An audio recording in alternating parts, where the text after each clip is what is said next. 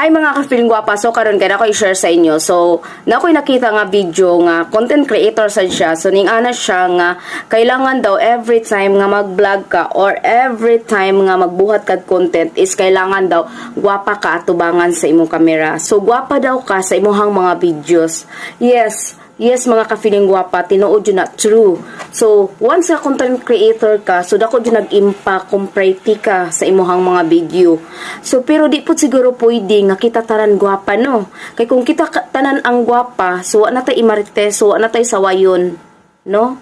So, wa na tayo daog-daogon, charot. So, dili jud siya pwede nga kita tanan gwapa. Dako lang yun na siya impact sa imuhang content. Muna karon magsugod na ko og pagwapa, charot. Para gwapa ko, para daghang mananaw sa kuha. So, magbase manggod ang mga tao karon sa tuang panglabas na anyo, di ba? So, dili na ta angay matingalaan na sa bagay katong manggod siya nga content creator is gwapa jud siya. So,